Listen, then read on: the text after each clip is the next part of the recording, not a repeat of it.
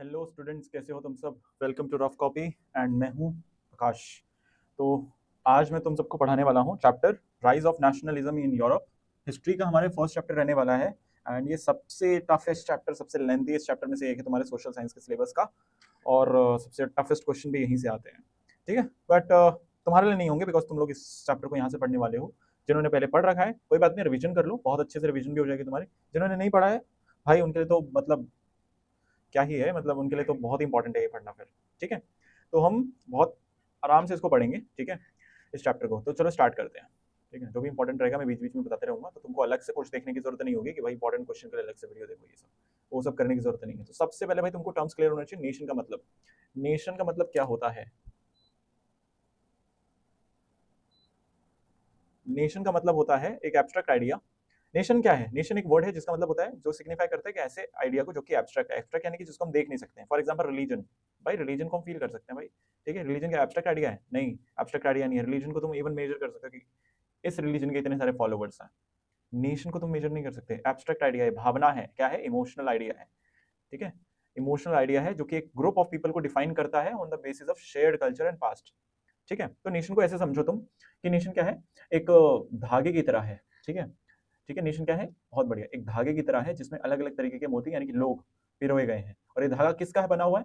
ये धागा जो है ये शेयर्ड कल्चर यानी कॉमन कल्चर और कॉमन हिस्ट्री से बना हुआ है, ठीक है।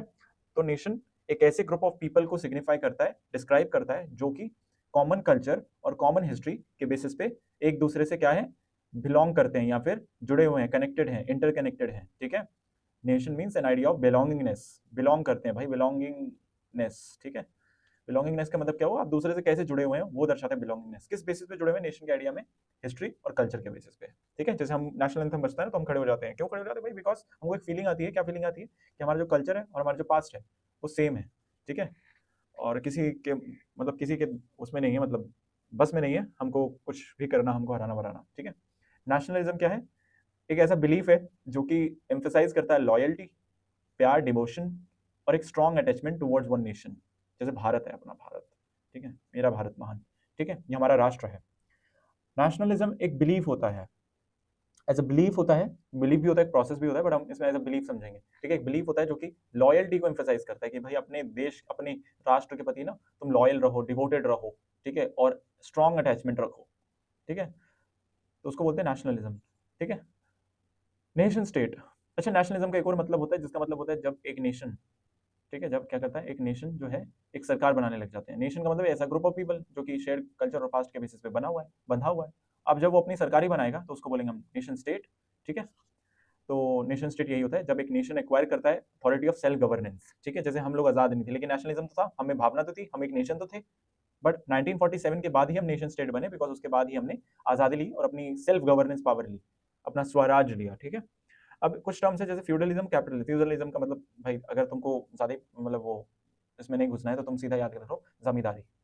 जमींदारी सिस्टम, जमींदारी सिस्टम क्या होता है? जिसमें एक बहुत बड़ी जमीन होती है जिसपे जिसको जो कि केवल एक ही पर्सन को बिलोंग करती है, और बाकी लोग क्या करते हैं? मुंह देखते हैं, जी हाँ, मुंह ही देखते हैं, और वो आके उस पर काम भी करते हैं और बदले में जमींदार को रेंट भी देते हैं कि भाई हम आपके जमीन पे काम कर रहे हैं तो उसका रेंट ले लो, ठीक है। और जमींदार उससे टैक्स भी लेता है, ठीक है। तो ये सिस्टम होता है जमींदारी। कैपिटलिज्म क्या होता है? कैपिटलिज्म जिसमें तुम रह रहे हो, ठीक है, जिसमें क्या होता है, जो गुड्स और सर्विसेज होती हैं, जो गुड्स होता है, ठीक है,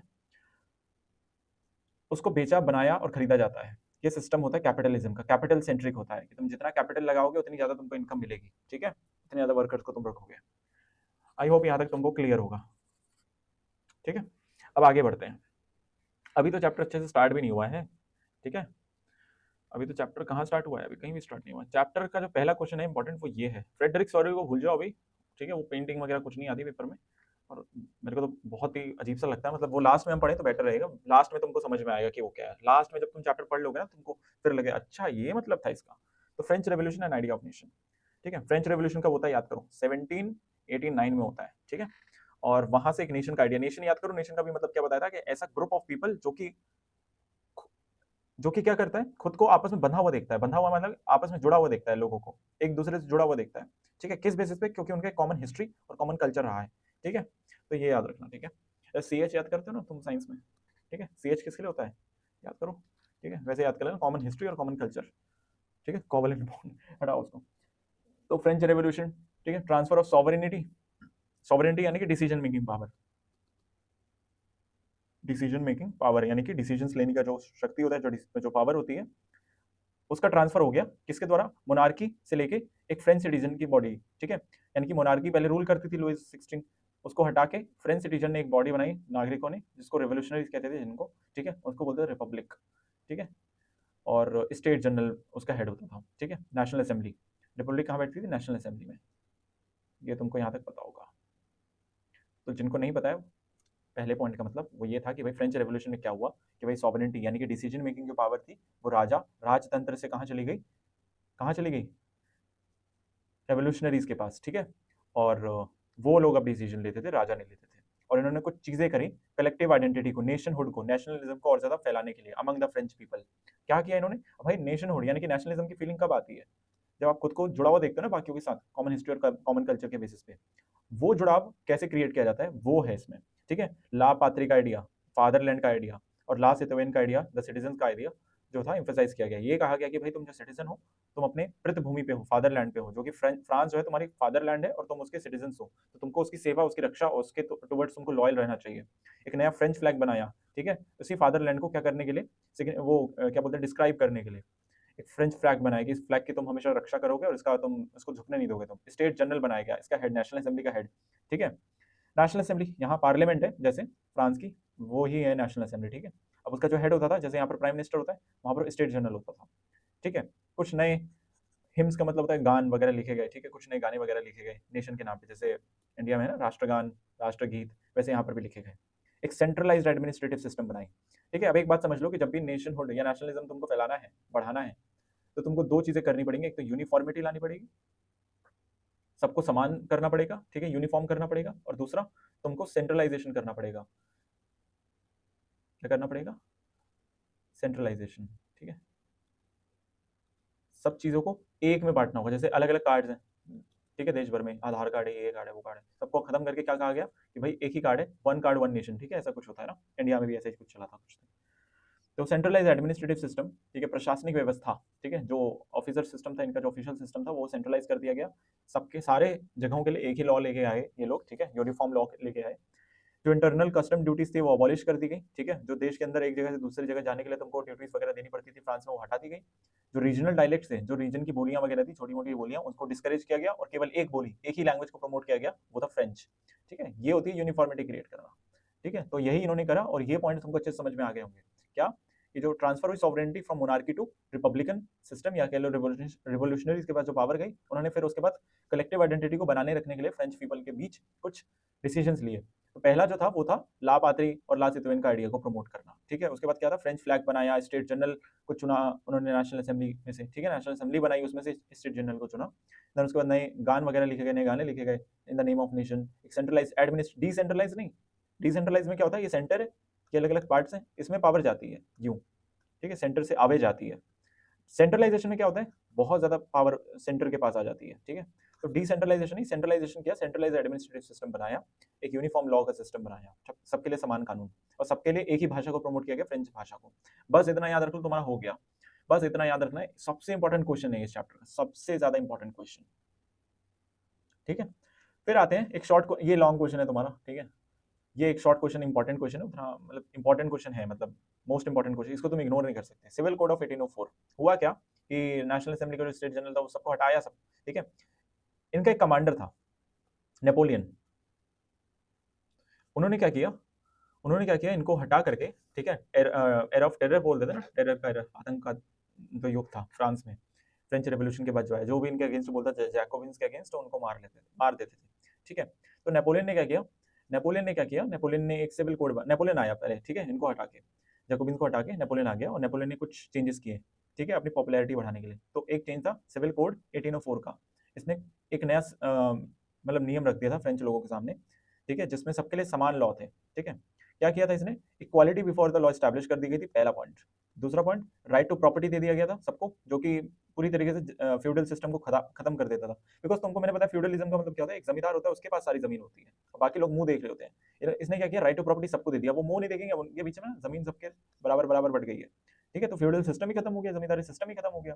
तो थर्ड, और फिर एडमिनिस्ट्रेशन को और ज्यादा सिंप्लीफाई कर दिया, फोर्थ, ठीक है। क्या फर्स्ट था, equality before law, right to property दे दी। राइट टू प्रॉपर्टी देने से क्या हुआ, जमींदारी सिस्टम, फ्यूडलिज्म और फ्यूडल सिस्टम खत्म हो गया और सिंप्लीफाइड कर दिया इसने एडमिनिस्ट्रेशन को, बहुत ज्यादा अच्छा बना दिया।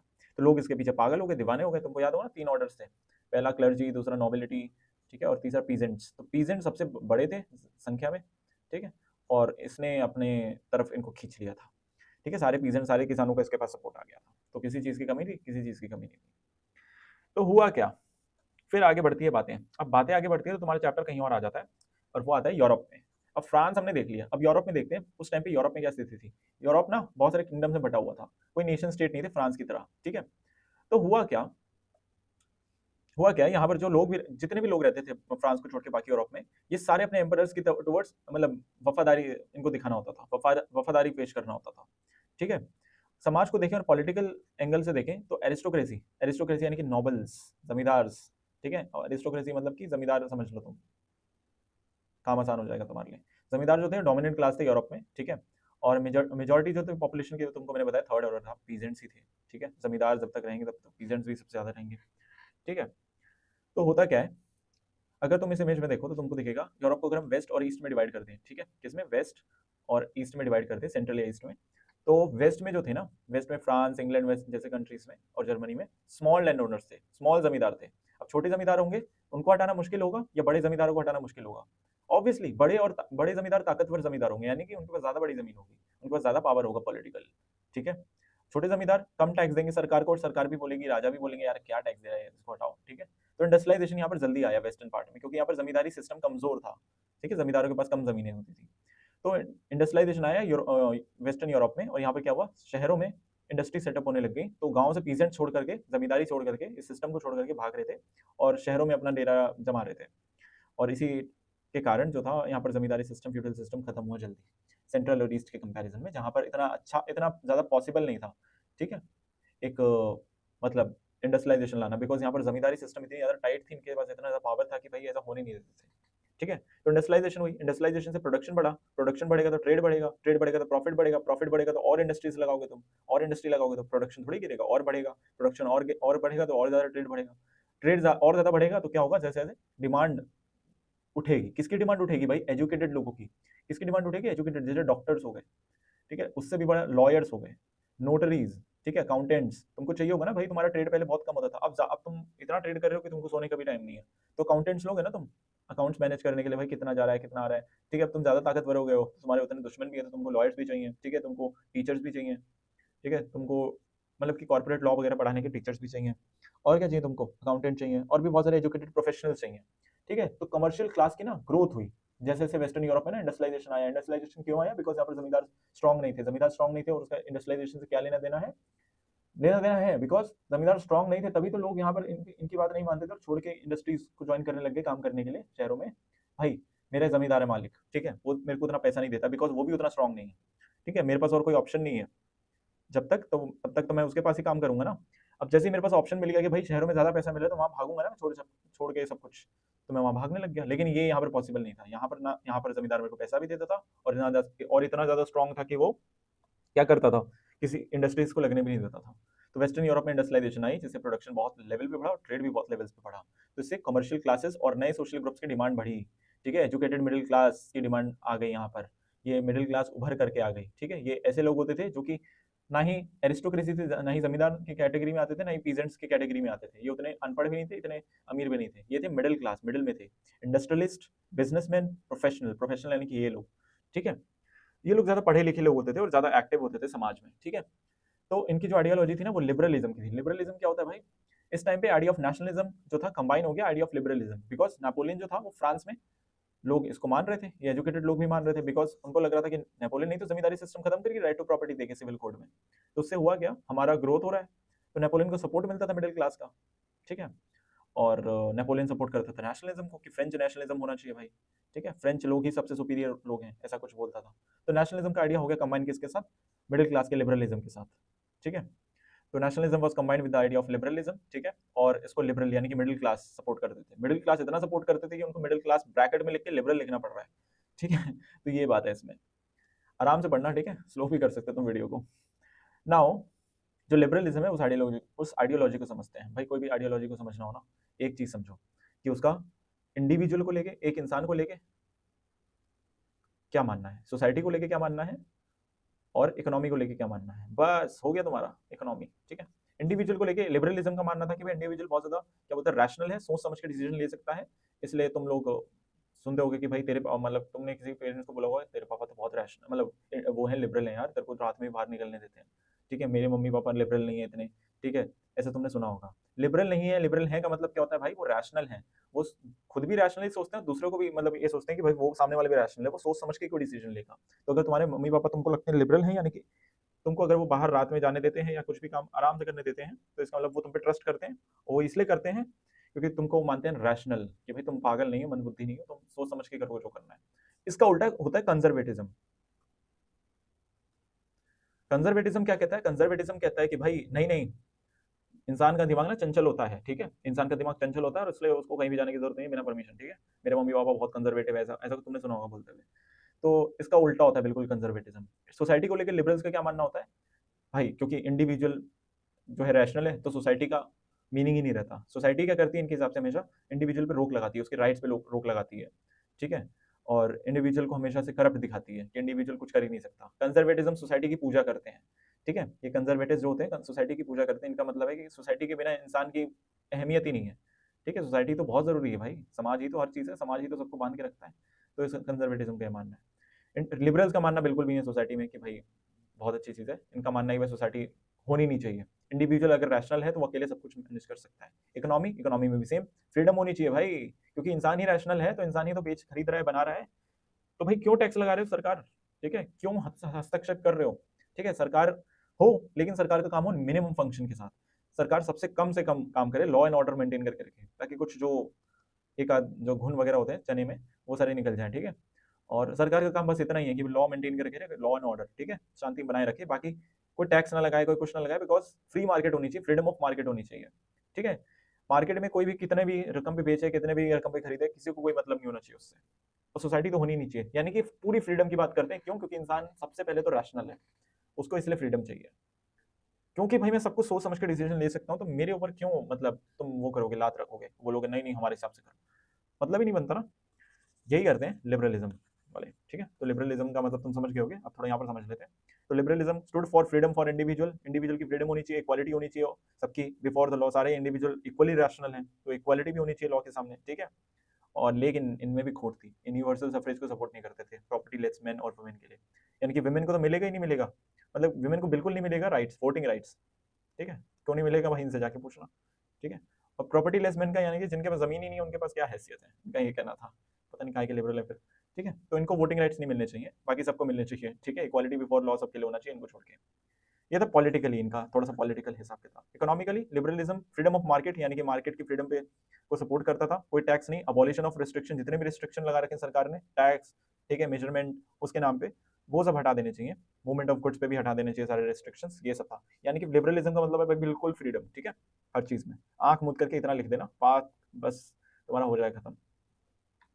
अब इससे क्या आता है, नेपोलियन ने क्या किया था, जर्मनी को जब उसने अटैक किया और कब्जा किया ना, तो उसको 39 स्टेट्स में बांट दिया, ताकि जर्मनी ना यूनाइट ही ना पाए, मतलब यूनाइट ही ना हो पाए, किसके अगेंस्ट, नेपोलियन के अगेंस्ट या फ्रांस के अगेंस्ट, बिकॉज वो एक रियल थ्रेट था मतलब फ्रांस के लिए, ठीक है। और मतलब मिडिल क्लास को बहुत प्रॉब्लम हो रही थी जर्मनी में ट्रेड करने के लिए, बिकॉज 39 में अलग अलग अपने मेजरमेंट थे, अलग अलग इंडेक्सेस थे, अलग अलग वो थे, करेंसीज थे, तो कैसे ट्रेड करें, बहुत ज्यादा मुश्किल थी, रेस्ट्रिक्शन था। तो लिबरल इसकी डिमांड कर रहे थे हमेशा से, लेकिन नेपोलियन ने इतना नहीं सोचा, ठीक है। बाद में जाके 15-20 साल बाद नेपोलियन की मृत्यु के क्या हुआ, जॉल्वरिन एक ट्रेड कस्टम यूनियन बैठी, और उसने मतलब कि प्रशिया जब वापस से अपने उसमें आ गया, तो प्रशिया ने क्या किया, प्रशिया यानी कि जर्मनी का पुराना नाम प्रशिया ही है भाई, तो प्रशिया ने क्या किया, प्रशिया की सरकार ने ये जॉल्वरिन बैठाई, एक यूनियन बैठाई, और यूनियन का काम क्या था भाई, ये जो प्रॉब्लम नेपोलियन क्रिएट करके गया उसको ठीक करो, ठीक है, टैरिफ बैरियर्स वगैरह, टैक्सेस वगैरह हटा दो, सब कुछ सही कर दो, तो ये उसने कर दिया था, ठीक है यहाँ तक। तो आई होप यहाँ तक तुमको क्लियर होगा। अब थोड़ा सा और आगे बढ़ते हैं। कंजर्वेटिज्म मैंने तुमको बता दिया, ये ट्रेडिशनल बिलीफ को मानते हैं कि भाई जो पुरानी चीजें चलती आ रही है उसको चलने दो, कुछ नया नहीं करना है, कुछ चेंज नहीं करना है, बिकॉज वो अरे भाई वही गाँव में जो मतलब कि जो पुराने लोग नहीं होते आत्माराम तुकाराम भिड़े टाइप के, वो होते कंजर्वेटिव, ठीक है। तो न्यू कंजर्वेटिज्म क्या होता है, अब न्यू कंजर्वेटिज्म आ गया, हुआ क्या, 1815 में नेपोलियन को हरा दिया, कहां पर हराया, वाटरलू में हरा दिया, किसने, बार कंट्रीज ने, BARP, ठीक है, BARP, हमेशा से अपने स्टूडेंट्स को बताया मैंने, बार वैसे याद रखो, ब्रिटेन, ऑस्ट्रिया, रशिया और प्रशिया। प्रशिया यानी कि पुराना नाम जर्मनी का, ठीक है, निकनेम जर्मनी का ऐसा मान के चलो। ऑस्ट्रिया, ऑस्ट्रिया, ये ब्रिटेन, रशिया, प्रशिया, ठीक है।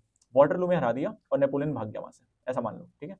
अब ये आए, बोला कि भाई फ्रांस के नाम पे जो जो नेपोलियन ने ना जमीन कब्जाई है वो वापस करनी होगी। इन्होंने कुछ शर्तें रखी। शर्तें क्या थी मैं तुमको समझाता हूँ। इन्होंने हराया किसको, नेपोलियन को हराया, और लुईस 19 को वापस से राजगद्दी दे दी, ठीक है। ठीक है, लुईस 19 को वापस से क्या दे दी, राजगद्दी दे दी, ठीक है। यहाँ पर लिखा होगा लुईस 19, लुईस बर्बन डायनेस्टी वापस आ गई फ्रांस में, बस ये लिखा था, ठीक है। तो बर्बन डायनेस्टी का जो किंग था लुईस 19 को जब राजगद्दी दे रहे थे तो उससे कुछ चीजें पूछी। पहला कि भाई जो तुमने टेरिटरीज तुमसे पहले जो नेपोलियन ने फ्रांस के नाम पे लिए, क्या तुम वापस दोगे? तो उसको तो भाई चाहिए थी राजगद्दी, उसने बोल दिया हाँ ले लो भाई, ठीक है। तो ये हो गया इसके पास, ठीक है, ये सॉर्ट हो गया।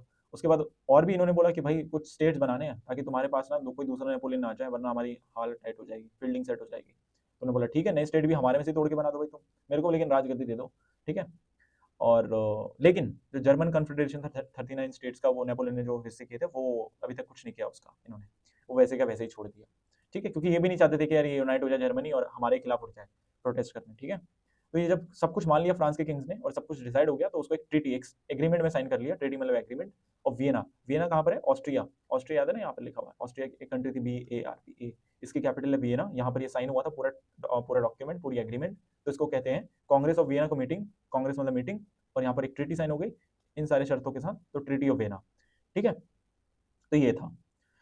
और किसने होस्ट किया था, कौन इसको लीड कर रहा था? ड्यूक मेटरनिक, ठीक है। ड्यूक मेटरनिक कौन था? यहाँ का चांसलर था, ऑस्ट्रियन चांसलर, यानी कि वहाँ का हेड था, राजा ही था, ऐसे समझ लो, ठीक है। अब लेकिन इनमें ये सहम गए थे, सारे बाहर कंट्रीज वाले ना सहम गए थे कि भाई ऐसे तो काम नहीं चलने वाला, लोग आराम से बहक जाएंगे, ठीक है, रेडिकल लोग हो गए हैं, ठीक है। तो इनके लिए कुछ करना पड़ेगा, अपने को कंजर्वेटिज्म छोड़ना पड़ेगा, एक नया कंजर्वेटिज्म पकड़ना पड़ेगा। यानी कि हम कुछ चेंजेस करेंगे, एक मॉडर्न आर्मी लेके आएंगे, फ्यूडलिज्म को खत्म करेंगे, बिकॉज लोग इसको पसंद नहीं करते हैं, ब्यूरोक्रेसी खत्म करेंगे, ठीक है। मतलब ब्यूरोक्रेसी लेके आएंगे, खत्म नहीं करेंगे, इसको चेंज करेंगे, आर्मी मॉडर्न लेके आएंगे, इकोनॉमी सही करेंगे, फ्यूडलिज्म लेकिन खत्म करना है। जमींदार से लोग परेशान हो गए हैं और इसको खत्म करना है।